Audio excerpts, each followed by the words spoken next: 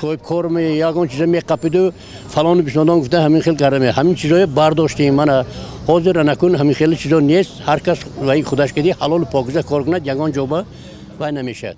соҳибкорон мегӯянд масоили андозбандӣ, санҷишҳои беасос, қарзҳои бонкӣ, содагардонӣ, қайди соҳибкорӣ ва мушкили равоҳо аз тариқи роҳҳои байнимарзӣ аз нукоти муҳими мулоқоти онҳо бо президенти Эмомалӣ Раҳмон дар душанбе буд. гуфтанд ки 3 сол як маротиба тафтиш мешад. боҷи гумрукия бардоштанд барои дорувории чиз ки халба арзон шавад гуфта. бештар ҳамин коргаро омада споритони инвай мегуфтанд. ҳозир накун соҳибваё намебиён, коргаро намебиён, худи соҳибкор рафта ваша месупорад. махсусан дафтари санҷишӣ барои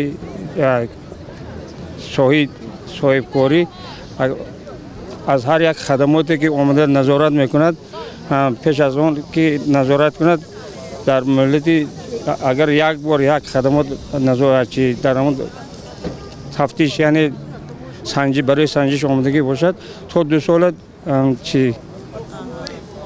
омаданаш мумкин нест.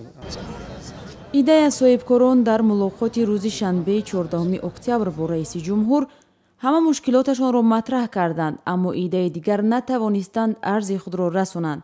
ҳарчанд шӯрои беҳтаргардонии фазои сармоягузории назди президенти Тоҷикистон ки масъули беҳбуди вазъи соҳибкориву сармоягузорӣ аст, ҳанӯз 10 рӯзи пеш аз ин мулоқот аз соҳибкорон даъват кард ки арзу шикояташонро ба таври хаттӣ ва асоснок ирсол кунанд.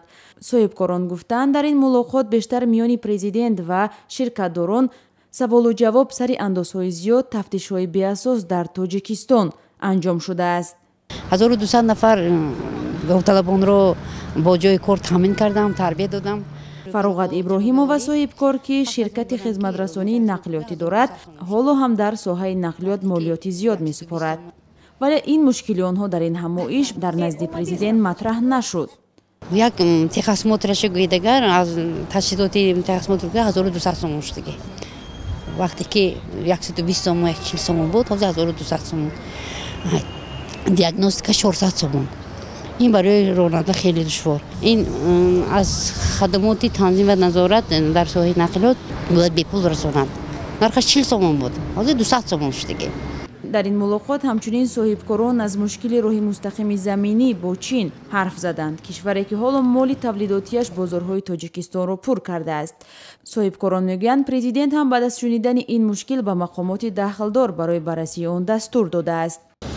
гап дар он карда гӯем ки аз Бадахшон саволҳо буданд дар бораи кулма, ки ин барои мо хеле ва хеле муҳим аст, чунки аз ҳама наздик бозор барои мо ин бозори чин аст ва ҳоло дар бисёр масъалаҳо якум ҷавоб гирифтем, ҷавоби хуб гирифтем. дуюм ҳамин ки як умед пайдо шуд ки ин масъалаҳо ҳалли худро ёбад.